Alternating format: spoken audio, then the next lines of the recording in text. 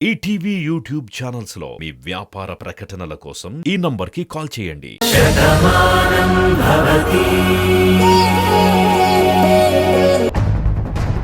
నీలిమని పంపించావెందుకు mummy? నేను వెళ్ళి పిలుస్తాను కదా. ఆగు, నేనే వెళ్తాను. కడుపుతో ఉన్నావు కదా, నువ్వెందుకు మెట్లకి పైకెళ్ళటం? నేను వెళ్ళి పిలుచుకొస్తాను. జ్యోతిక, ఒక్క నిమిషం, ఇప్పుడే వస్తాను. అలాగే.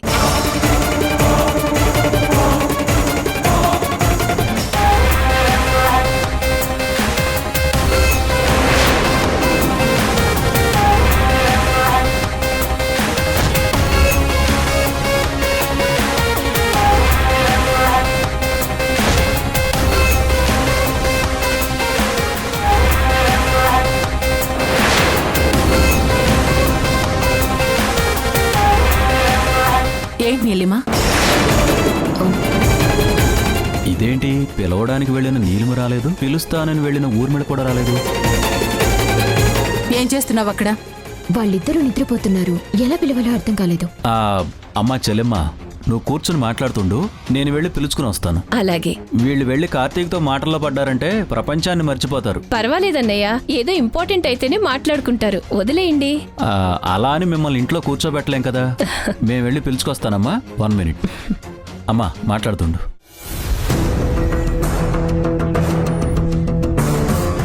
ఊర్మిళ, ఏంటి ఇక్కడ? కింద తను వెయిట్ చేస్తుంది. పిలవడానికి వచ్చి మీరిద్దరు ఇక్కడే ఉండిపోయారేంటి? ఏం లేదు అంకుల్, వాళ్ళు నిద్రపోతున్నారు, ఎలా పిలవాలో అర్థం కావట్లేదు. అయినా సరే, కింద జ్యోతికాంటి వెయిట్ చేస్తున్నారు కదా, నేను వెళ్ళి కార్తీక్ భానుని లేపి తీసుకొస్తాను. మీరు కిందకి వెళ్ళండి.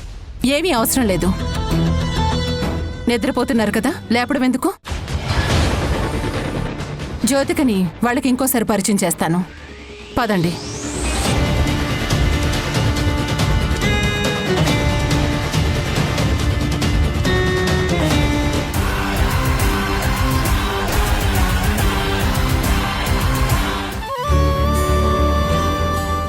ఊర్మిళ, వాళ్ళు పడుకున్నట్టున్నారు, లేపుదాం అనుకున్నాను, కానీ నిద్రపోతున్న వాళ్ళని డిస్టర్బ్ చేయడం ఎందుకని లేపలేదు. అయ్యో పర్వాలేదు ఊర్మిళ, నాకు తెలిసిన వాళ్లే కదా, ఎలాగూ వచ్చాను కదా, అందర్నీ ఒకసారి పలకరించడానికి వచ్చాను, అంతే. ఊర్మిళ, నేను మళ్ళీ వచ్చి కలుస్తాను. ఒక నిమిషం, కాఫీ అయినా తాగేసి వెళ్ళు. వద్దులే, మీటింగ్ టైం అవుతోంది, మళ్ళీ సాయంత్రం వచ్చి కలుస్తాను. బాయ్. సరే. ఊర్మిళ, నీకెలాంటి సందేహం లేదు, వాళ్ళు ఒకటైపోయారు. వాళ్ళ మధ్య భార్యాభర్తల బంధం బలపడింది, ఇంకా ఏ శక్తి విడదీయలేదు. ఇన్నాళ్ళు ఏ దూరం అయితే వాళ్ళ మధ్య ఉందో ఆ దూరాన్ని అయితే తగ్గించాలని మనం ప్రయత్నించాం. అది ఇన్నాళ్లకు ఫలించింది. ఇంకా మన కొడుకు కోడలు ఇక ప్రశాంతంగా ఉంటారు. తొందరలోనే మనకి మనవన్నో మనవరాలనో ఇస్తారు.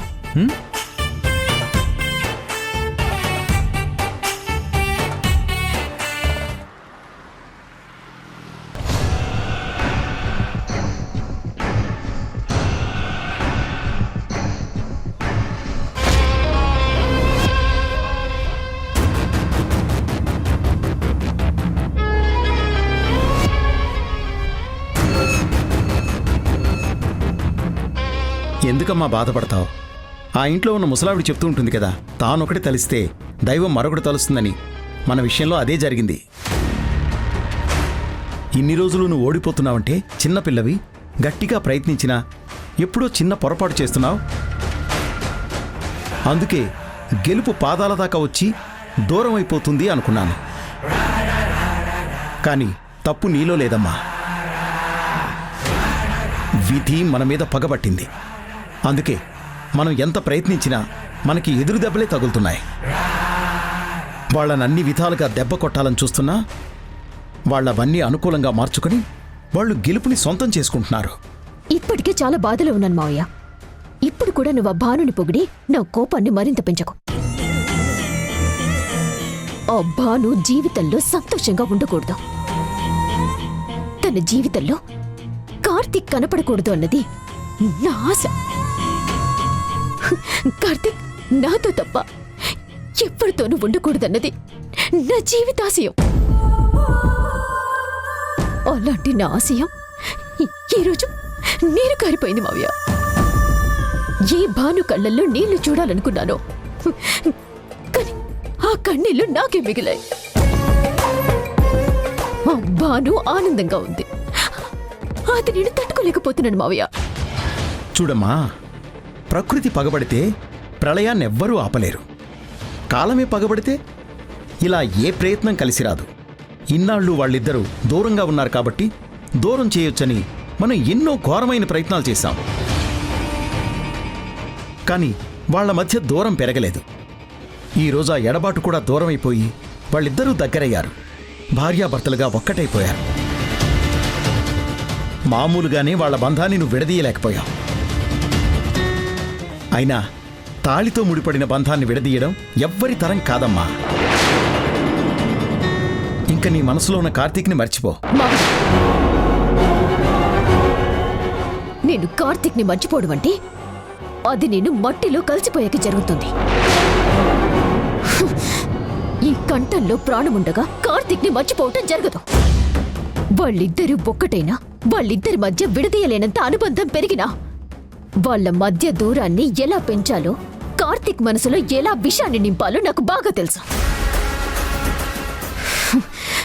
వాళ్ళు దగ్గరయ్యారన్న ఆనందంలో బాను ఉంది, వాళ్ళు ఒక్కటయ్యారన్న బాధలో నేనున్నాను. వాళ్ళని దూరం ఎలా చేయాలో, కార్తీక్ని మళ్ళీ నా వైపుకు ఎలా తిప్పుకోవాలో నేను చూసుకుంటాను. అంతేకాని నాలో పిరికితనమనే మందుని నూరిపోయకు. నా ఆశయం దెబ్బతినేలా మాట్లాడుకు మావయ్య.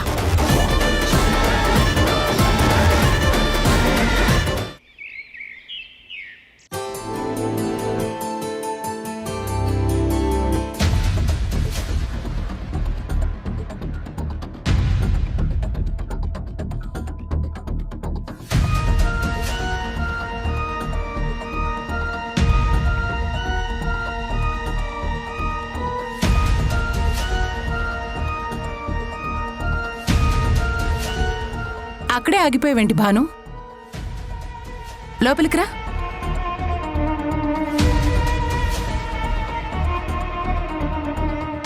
జ్యూస్ తీసుకోండి అత్తయ్య.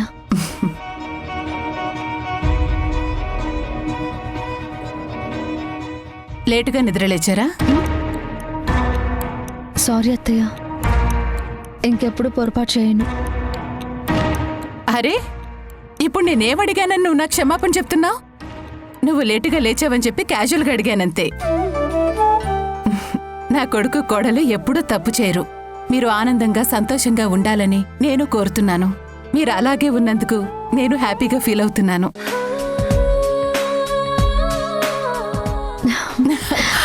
అరే థ్యాంక్స్ అత్తయ్య. ఏంటి భాను ఈ ఆనందం? బంగారం లాంటి మీ కొడుకు నాకు ఇచ్చారత్తయ్య. నా జీవితానికి దొరికిన గొప్ప వరమైన. జీవితం అంటే ఎంత మధురంగా ఉంటుందో, భార్యాభర్తల అనురాగం ఎంత గొప్పగా ఉంటుందో చూపించిన దేవుడు మీ కొడుకు. అలాంటి కొడుకుని మీరు నాకిచ్చారు. చాలా థ్యాంక్స్ అత్తయ్య.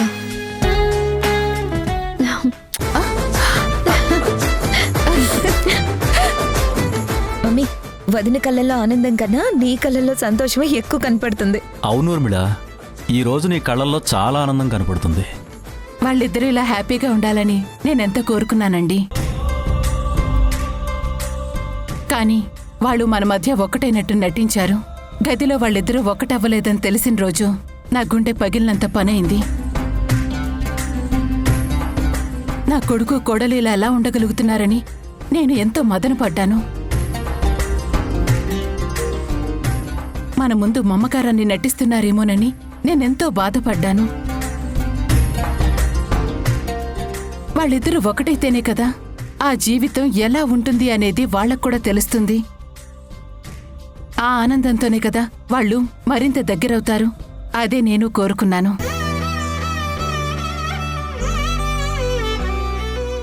అది కలగానే మిగిలిపోతుందేమో అనుకున్నాను. కానీ ఇన్నాళ్లకి వాళ్ళిద్దరిలో నిజమైన ఆనందం వచ్చింది.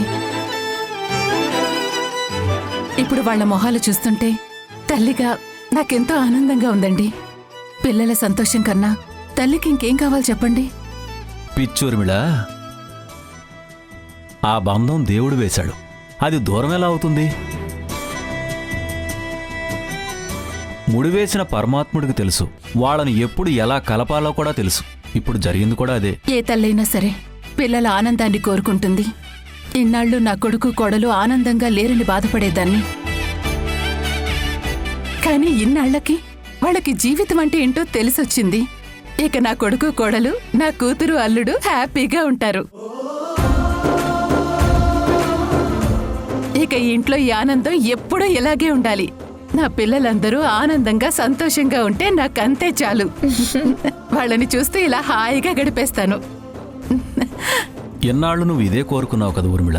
ఇక నుంచి మన కుటుంబం అంతా సంతోషంగా ఉంటుంది. నువ్వు అనవసరమైన టెన్షన్లేం పెట్టుకోకు.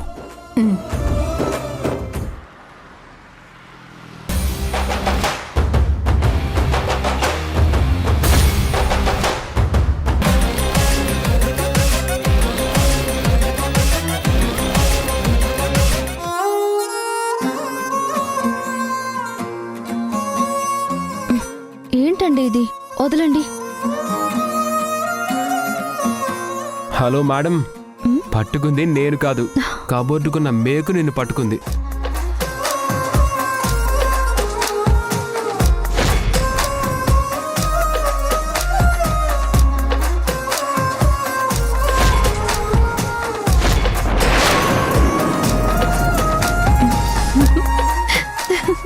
బాను, బాను, అన్నయ్య వదిన్ని చూస్తుంటే చాలా ముచ్చటేస్తుంది కదా. అవును చాందని, భాను జీవితంలో ఎన్నో రోజులకి నిజమైన సంతోషం వచ్చింది. వాళ్ల మధ్య ఉన్న ఎడబాటు తగ్గిపోయింది. వాళ్ళిద్దరి సంతోషం చూస్తుంటే నాకు చాలా హ్యాపీగా ఉంది.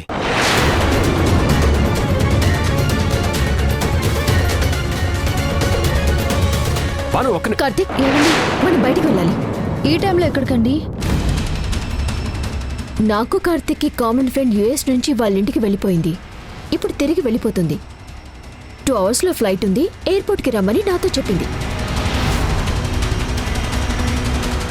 కార్తీక్ కూడా వస్తే బాగుంటుంది. అందుకే ఇద్దరం కలిసి వెళ్తున్నాం. ఎవరు నీలిమా?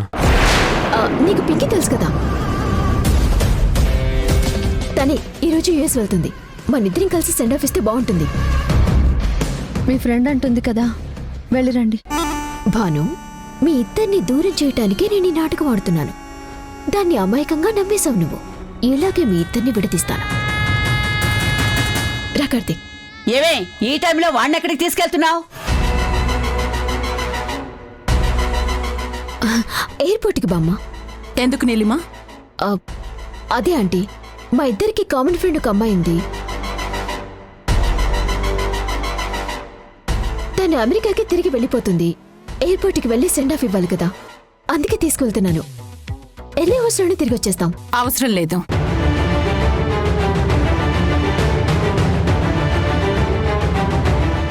కార్తీక్ ఎక్కడికి రాడు. నీకంతగా వెళ్ళాలనిపిస్తే నువ్వెళ్ళు. అదేంటంటీ, తను మా ఇద్దరికి మంచి ఫ్రెండ్. మేమిద్దరం వెళ్తే బాగుంటుంది కదా.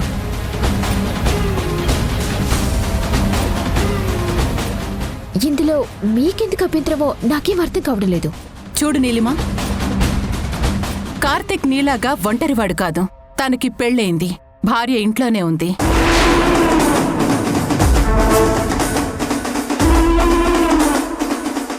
ఇలా రాత్రిపూట బయటికి వెళ్ళటం మంచిది కాదు.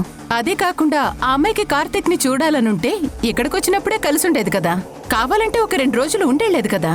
ఇప్పుడు తన కోసం కార్తీక్ వెళ్లాల్సినటువంటి అవసరం లేదు. అది కాదమ్మా నీలిమా. చూడు కార్తీక్, స్నేహం మంచిదే కాదు అని చెప్పి నేనన్ను. కానీ స్నేహం కన్నా భార్య గొప్పది. తననలా ఒంటరిగా వదలడం అనేది కరెక్ట్ కాదు.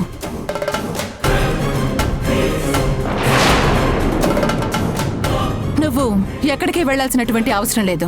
లోపలికెళ్ళు. ఆంటీ, ఎప్పుడు లేనిది ఎలా మాట్లాడుతున్నారు? ఏమిటే నువ్వు మాట్లాడేది? నీకు బుద్ధి లేకుండా వాడిని ఈ సమయంలో బయటికి తీసుకెళ్తున్నావు. కానీ మాకు బుద్ధి ఉంది కదా, అందుకే వద్దని చెప్తున్నాం.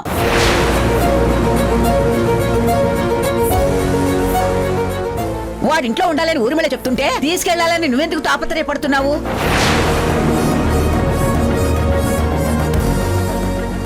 చూడు నీలిమా, ఈ ఇంట్లో అన్ని పద్ధతిగా ఉండాలి.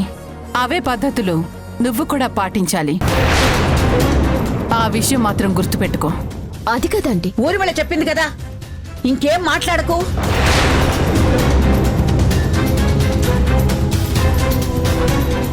ఏవే బాను, వాడు వెళ్తానంటే పంపించేయడమేనా? నోరు మూసుకుని ఇద్దరు లోపలికి వెళ్ళండి. అమ్మమ్మ మాట వేరు, నా మాట వేరు కాదు భాను. అమ్మమ్మ చెప్పిందిగా, మీరు లోపలికెళ్ళండి.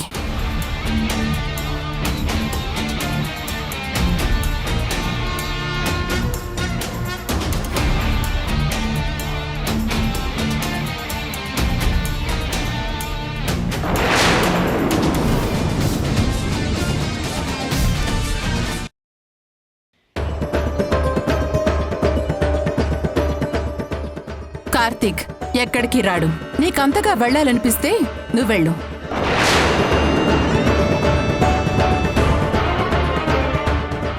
కార్తీక్ నీలాగా ఒంటరివాడు కాదు. తనకి పెళ్ళయింది, భార్య ఇంట్లోనే ఉంది.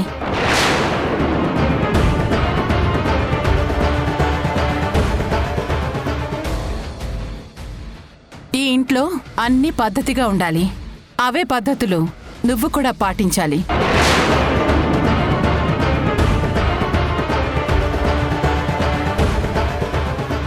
అనుకున్నదొకటి, జరిగింది ఇంకొకటి. నేను ఎంతో ప్లాన్ చేసి వెళ్తే మొత్తం ఫ్లాప్ అయింది. అసలు ఆంటీ భానుని ఇంతలా సపోర్ట్ చేయడం ఏంటి? కలలో కూడా ఊహించలేకపోతున్నాను. ఇదంతా నేను తట్టుకోలేకపోతున్నాను. వాళ్ళిద్దరిని దూరం చేయాలని నేను ఎంతో ప్రయత్నిస్తుంటే నా ప్రయత్నానికి అందరూ అడ్డుపడుతున్నారు. ఇప్పుడేం చేయాలి?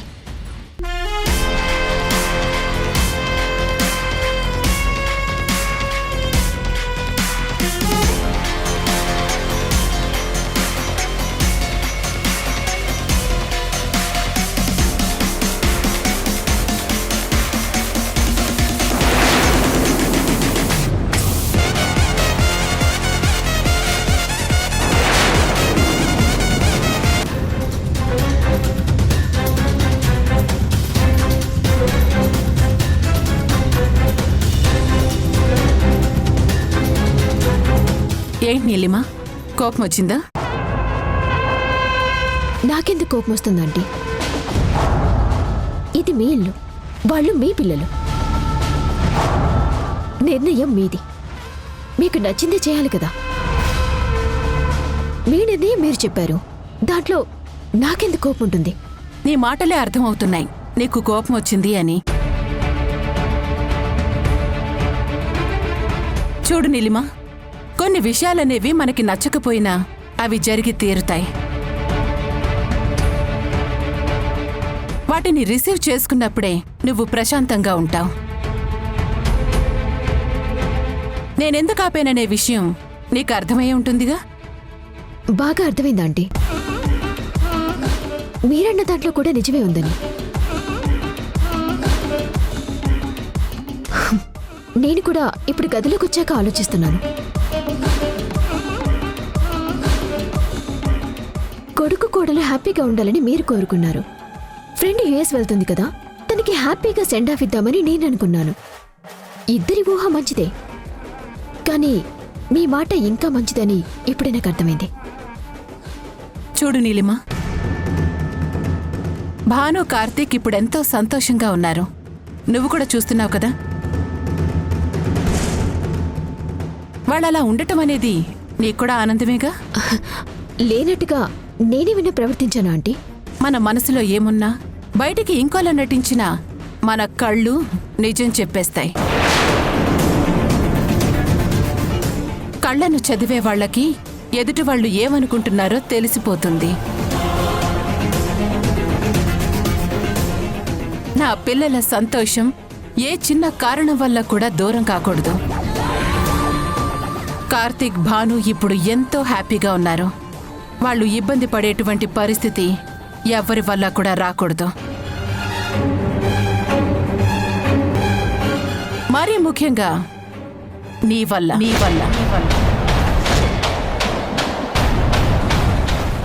అది కదండి.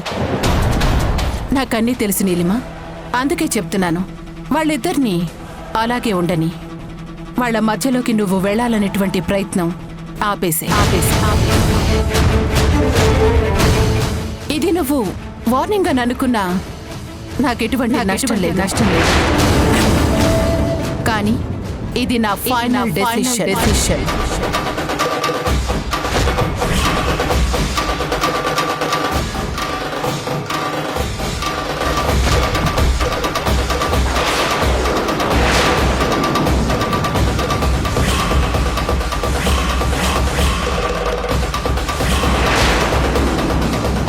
ఎక్స్క్యూజ్ మీ, మీ ఇద్దరి మధ్యలోకి నేను రావచ్చా? మీ ఇద్దరి కోసం ఒక మంచి గిఫ్ట్ తీసుకొచ్చాను. ఇంతకీ ఏంటా గిఫ్ట్?